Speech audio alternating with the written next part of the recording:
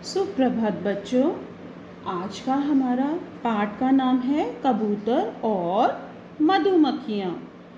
क्या है? कबूतर और मधुमक्खियाँ। आओ पढ़ें। एक जंगल था, उसमें एक सरोवर था। सरोवर के किनारे एक पेड़ पर रानी मक्खी अपने छत्ते में रहती थी। बच्चों, सरोवर का अर्थ है यहाँ पर तालाब, और छत्ता जिसमें मधुमक्खियाँ रहती हैं। मधुमक्खियों के घर को छत्ता कहते हैं।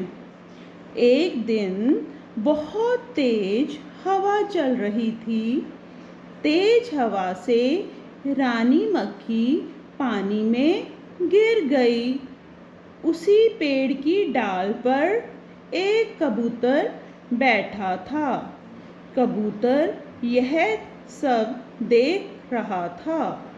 उसने तुरंत का मतलब होता है उसी समय, मतलब जल्दी से।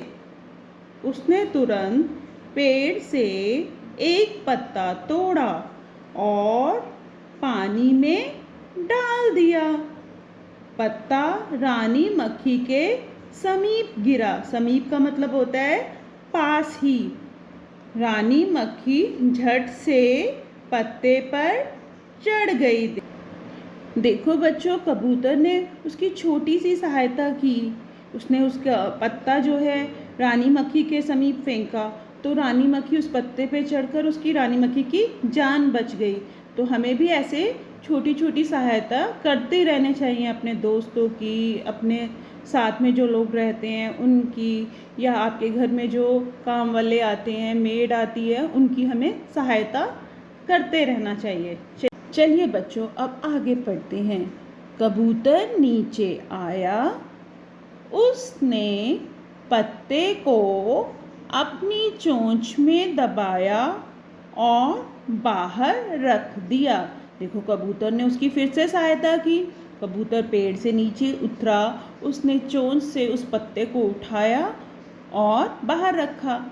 रानी मक्खी ने कबूतर को धन्यवाद कहा और उड़ गई। देखो, कोई भी आपकी मदद करता है या आप किसी की, तो अगर हमारी कोई मदद करता है तो हमें उससे धन्यवाद करना चाहिए ना। तो एक दिन जंगल में एक शिकारी आया। उसने जमीन पर कुछ दाने डाल दिए और पेड़ के पीछे छिप गया। थोड़ी देर में कबूतर अपने मित्रों के साथ दाना खाने नीचे आया। वे सभी जाल में फंस गए। उसी समय शिकारी वहां आ गया। रानी मक्खी ने जाल में फंसे हुए कबूतरों और शिकारी को देखा। वह तुरंत दूसरी मधुमक्खियों को लेकर आ गई। मधुमक्खियों के इतने बड़े झुंड का मतलब क्या होता है? जो मधुमक्खियाँ होती हैं, एक बहुत सारी मधुमक्खियों के झुंड में रहती हैं, मतलब बहुत सारी मधुमक्खियों को क्या कहते हैं? झुंड। इतने बड़े झुंड को अपनी ओर आते हुए देखकर शिकारी वहां से भाग गया। है ना? आप भी मधुमक्खियों के देखते हो तो डर जाते हो ना। तो ऐसे ही क्या किया, शिकारी बहुत सारी मधुमक्खियों को आते देखकर डरकर फटाफट भाग गया। रानी मक्खी उड़कर झट से अपने मित्र चीकू चूहे को बुला लाई। चीकू चूहे ने अपने पैने दांतों से जाल काट दिया। कबूतर जाल से छूट गए। सभी कबूतर बोले, धन्यवाद बहन, आज तुमने हमारे प्राण बचा लिए। देखो बच्चों, पहले कबूतर ने उसकी सहायता की थी, तो कहीं ना कहीं उसका फल मिला उसे। अब जब कबूतर मुसीबत में आया तो मक्खी ने उसकी सहायता की।